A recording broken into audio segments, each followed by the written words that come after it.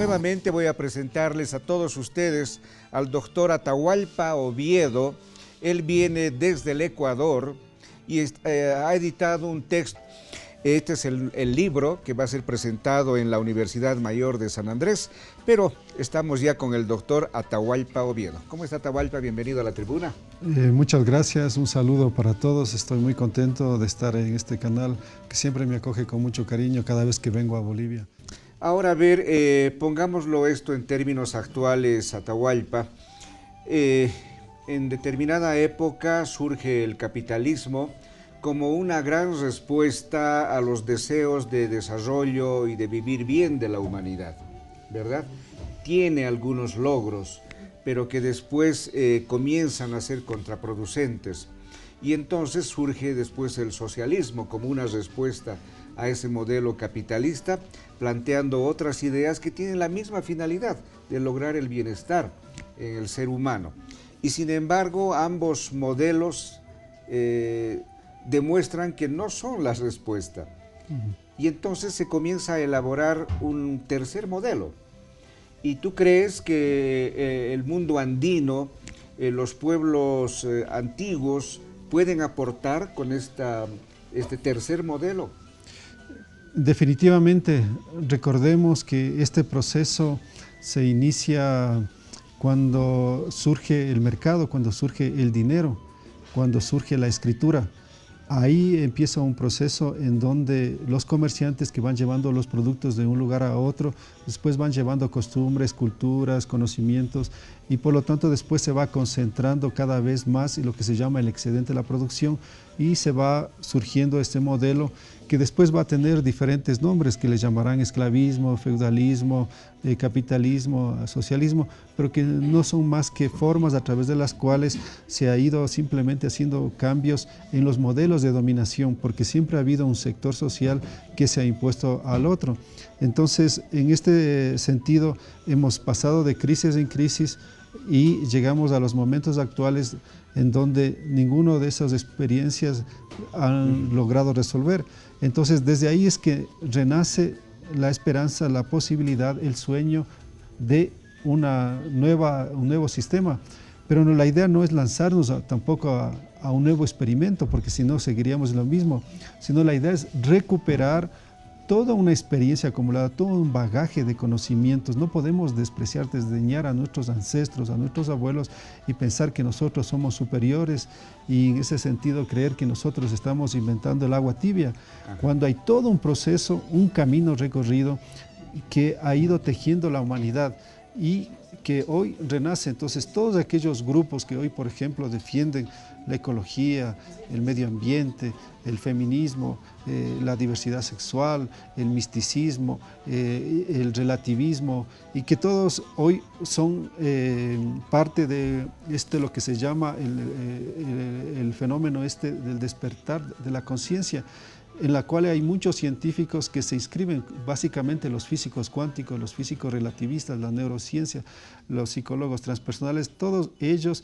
desde un punto de vista científico rebasan al paradigma newtoniano cartesiano, al paradigma materialista racionalista, para presentarnos este sentido de lo cuántico, de lo relativo, es decir que nosotros creíamos, hasta Newton y hasta muchos, hasta ahora siguen creyendo, por ejemplo, y se sigue enseñando que en la vida hay seres vivos y seres inertes, cuando la física cuántica está diciendo que solo hay seres vivos.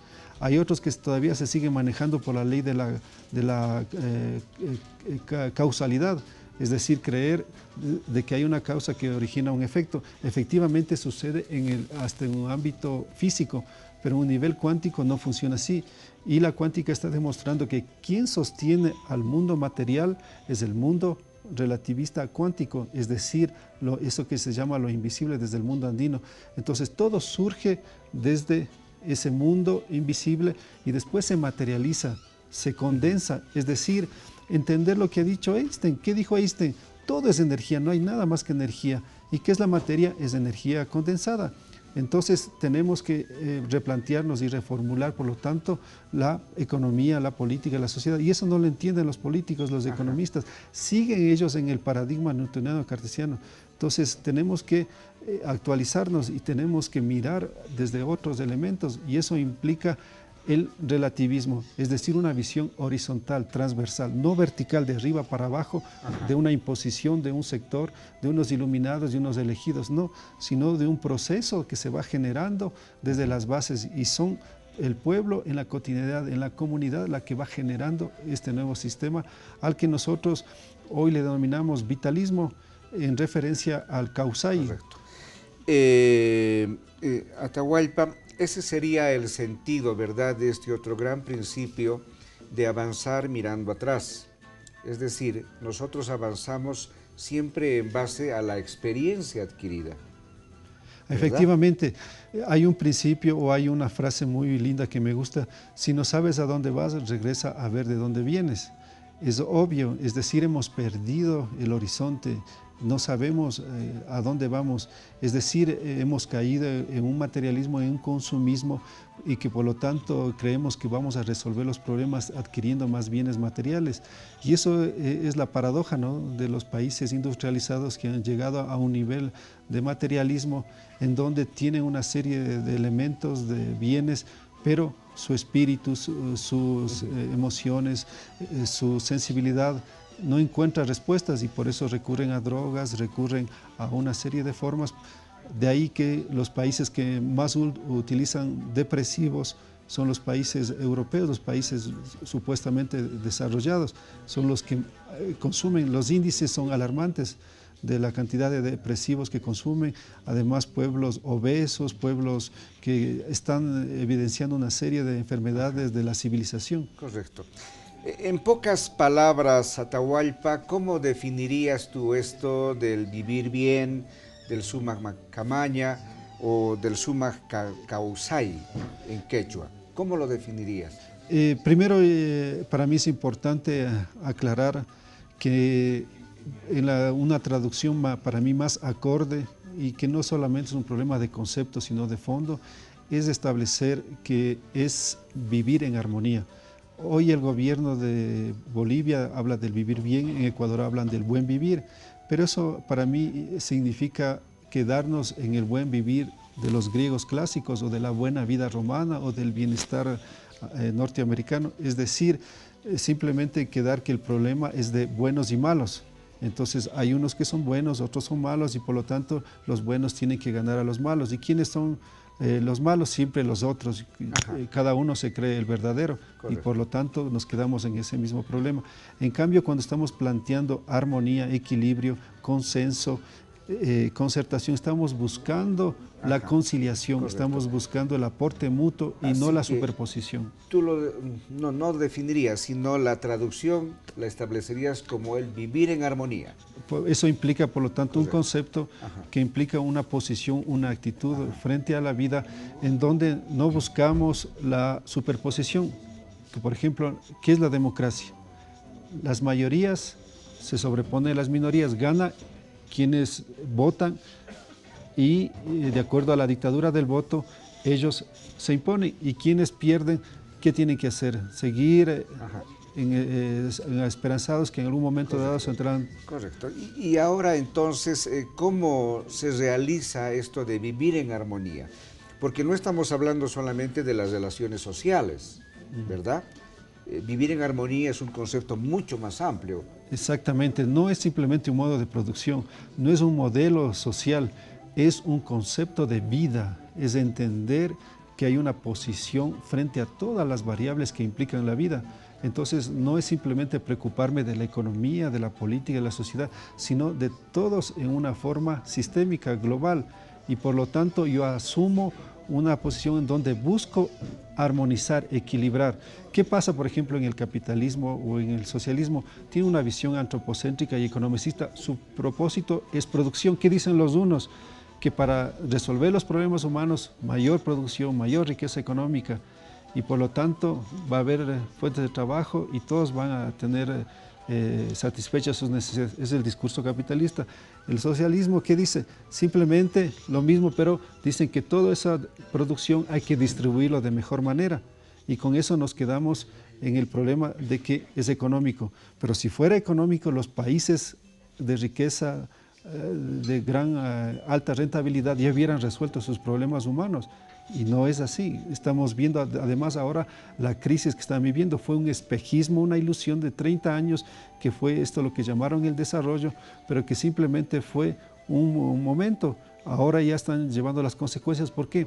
Porque el crecimiento genera crecimiento, pero de un sector. No es que crecen todos, crecen simplemente aquellos que son los dueños, los que tienen la propiedad de las empresas. Ellos son los que crecen, los otros decrecen.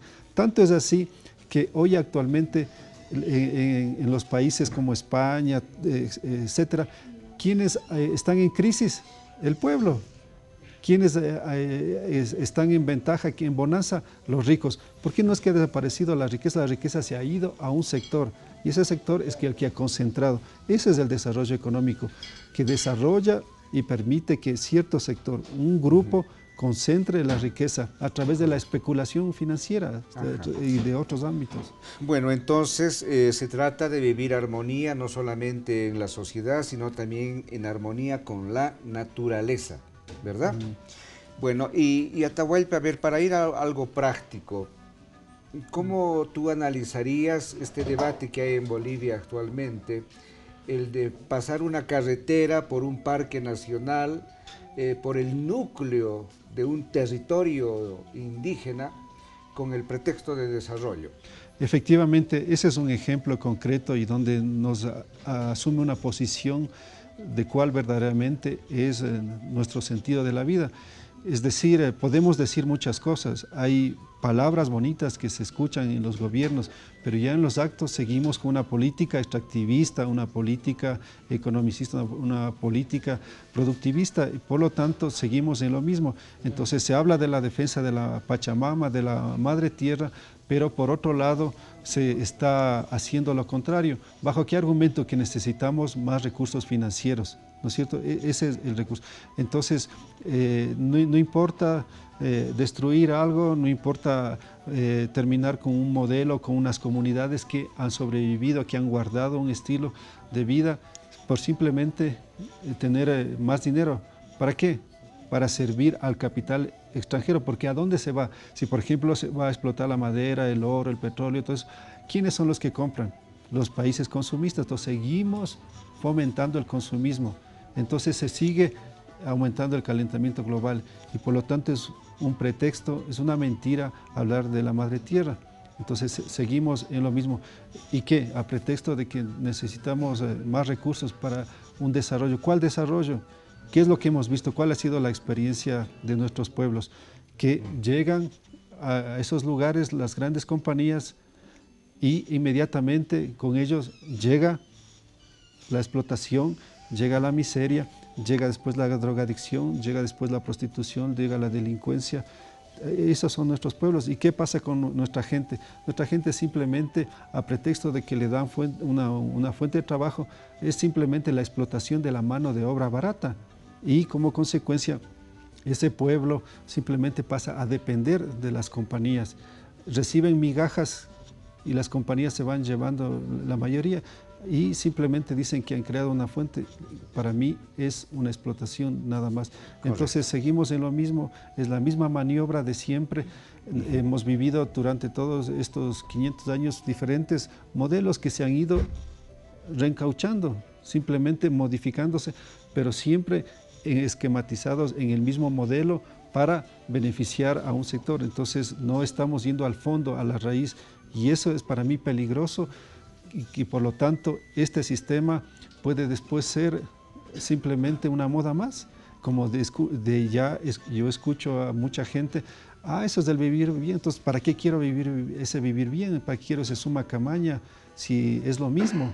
Entonces ese es el peligro. Entonces justamente mi libro pretende poner orden, poner distancia, marcar Correcto. Una ruptura con todo eso. Así es. Bueno, el subtítulo del libro, que es el Summa Causai, señala: tercera vía, vitalismo, alternativa al capitalismo y al socialismo.